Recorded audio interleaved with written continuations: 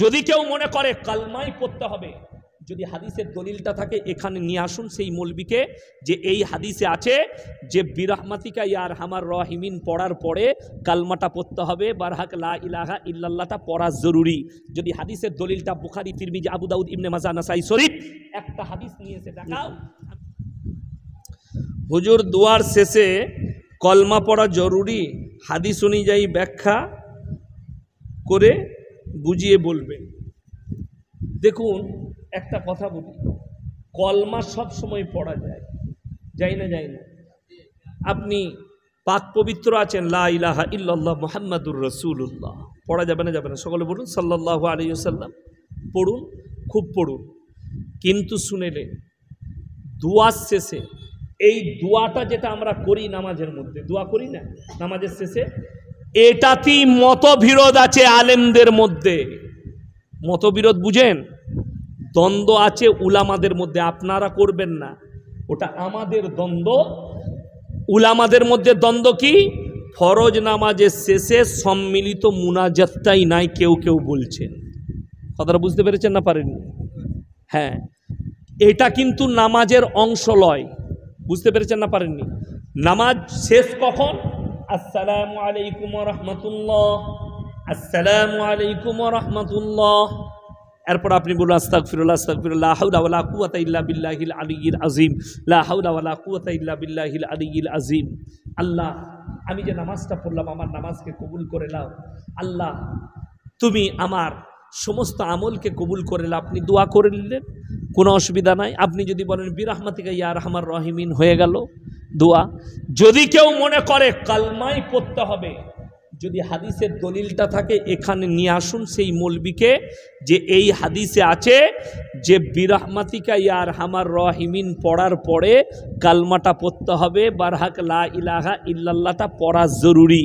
যদি হাদিসের দলিলটা বুখারী, তিরমিজি, আবু দাউদ, ইবনে মাজাহ, নাসাই শরীফ একটা হাদিস নিয়ে এসে দেখাও, আমি আলহামদুলিল্লাহ কাল থেকে তোমারই দোয়াটা করব। ঝামেলা ঝঞ্ঝট নাই। ঝামেলা কেন করছে না? তোমার যদি মনে হয় আমি করব। আমি বোম্বেতে একটা মসজিদে নামাজ পড়লাম, তো সবাই বসে আছে, আমি দাঁড়িয়ে গেলাম, তাকবীর শুরু হলো, তো সবাই যখন বললে আশহাদু আল্লা ইলাহা ইল্লাল্লাহ, আশহাদু আন্না মুহাম্মাদুর রাসূলুল্লাহ, সকলে দাঁড়িয়ে গেল চোখে চুমু খেয়ে। আমার কোনো আপত্তি নাই।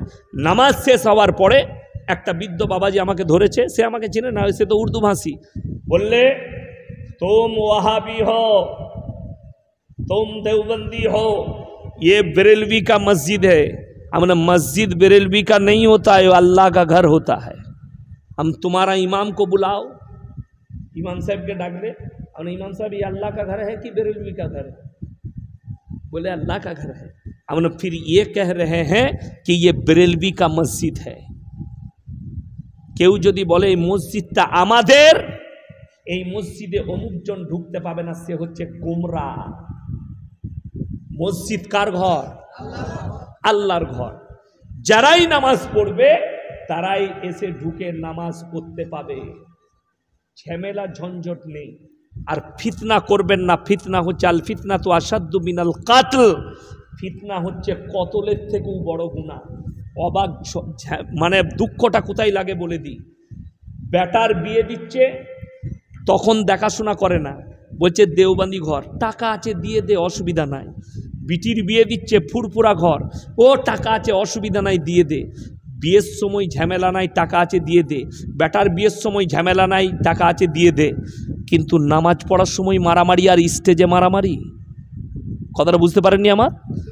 যত মারামারি মসজিদে আর জলসায় আর মিলাদে আর স্টেজে, এটা তোমার বিবেকের দোষ। তুমি মক্কায় গিয়েছিল হজ করতে, কদিন ছিলেন? 18 দিন। আমার কথাটা শুনেলেন, ইনাকে জিজ্ঞেস করুন। মক্কায় কেউ বুকে হাত বাঁধছে, কেউ নিচে, কেউ হাত বাঁধে নাই, কেউ দোয়া করছে, কেউ দোয়া করে নাই। তাকে দেখুন কদিন মারামারি হইল ওখানে? কথাটা বুঝতে পেরেছেন না পারেননি? আমার বুঝাতে পারলাম কিছু? সেইখানে মারামারি নাই। যে পাচ্ছে দোয়া করছে, যে পাচ্ছে করে নাই। যার ইচ্ছা যাচ্ছে হাত বেঁধেছে বুকে, যার ইচ্ছা যাচ্ছে নিচে বেঁধেছে, যার ইচ্ছা যাচ্ছে হাতই বাঁধে নাই। আপনি টিভিতে দেখতে বুঝতে পারবেন। একটা দল আছে তারা হাতই বাঁধে না, হাত বাঁধে না, আল্লাহু আকবার, হাত ছাড়া রইল, নামাজ চলছে। হ্যাঁ, আপনারা সাধারণ বলে মারামারি করছেন বলে বুঝাচ্ছি। তাইলে যেখানে আল্লাহর ঘর মক্কা, সেইখানে দ্বন্দ্ব নাই। যত দ্বন্দ্ব আপনার মসজিদে, যত দ্বন্দ্ব আমাদের স্টেজে, এটা ব্রেনের দ্বন্দ্ব, শরীয়তের দ্বন্দ্ব নয়। শরীয়তের দ্বন্দ্ব হলে সব থেকে বেশি দ্বন্দ্ব মক্কা মদিনায় হওয়া দরকার ছিল, যেখানে সব দলের লোক এসে ঢুকছে। কষ্টটা ওই জায়গায়।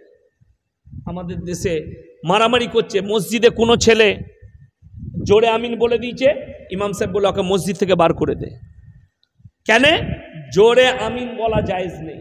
আবার ওই ইমামকে জিজ্ঞেস করুন, ইমাম শাফি রহিমাহুল্লাহর নজদিকে জোরে আমিন আছে, আপনি ইমাম শাফিকে মানেন না? মানেন না।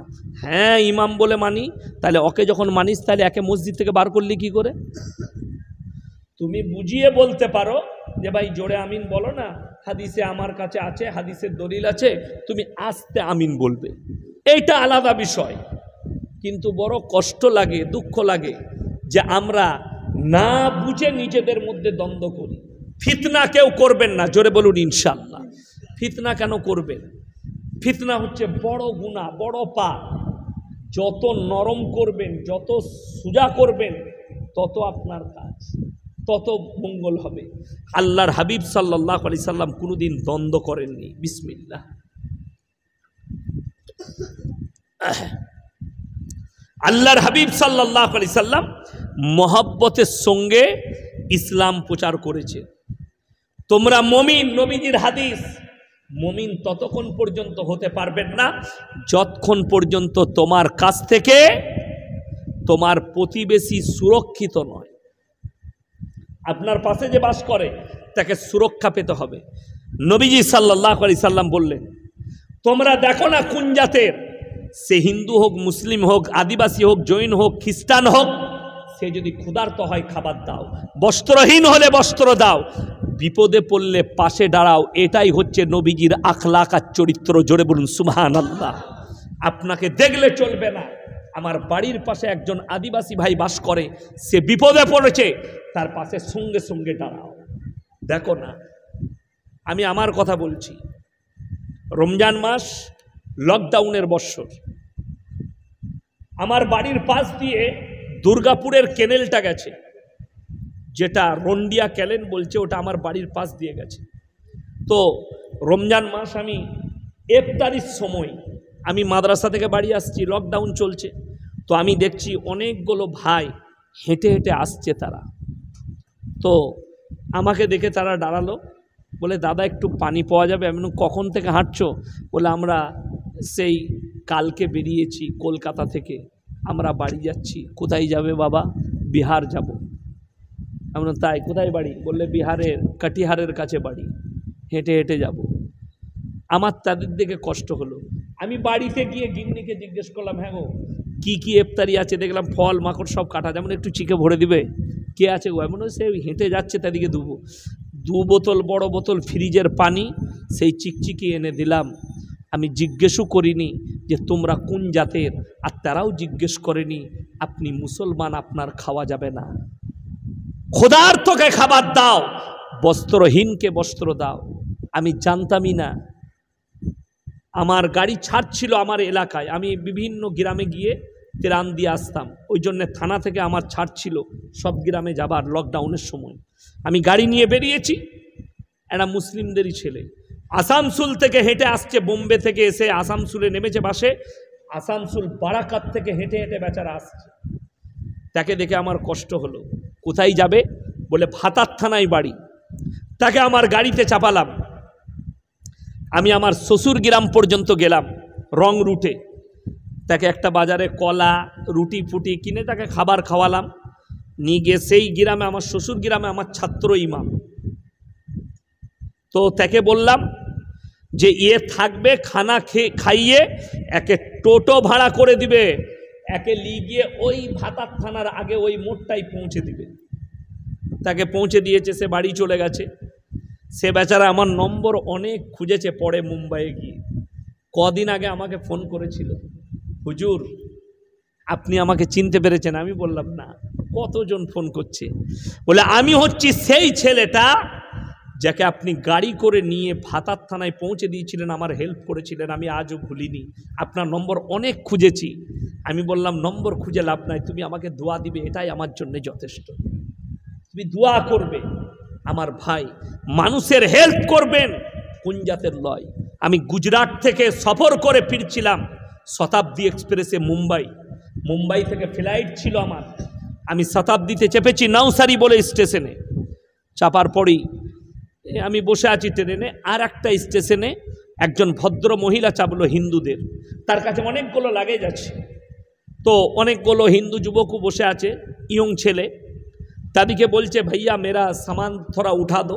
40 বছর বয়স হবে ভদ্র মহিলা। তো তারা মজাক করছে, তারা তার কথা কানাচ্ছেও না, তার কথা আমলও দিচ্ছে না। তো আমি তাকে বললাম বাহিনজি মাই উঠা দু। বললে উঠা দিজিয়ে। আমি তার লাগেজগুলো ওপরে বাংকারে তুলে দিলাম। মেয়েটা বসার পরে কি বললো জানেন? আমার সামনের সিটে বসলো, ভগবান আপকা মঙ্গল করে।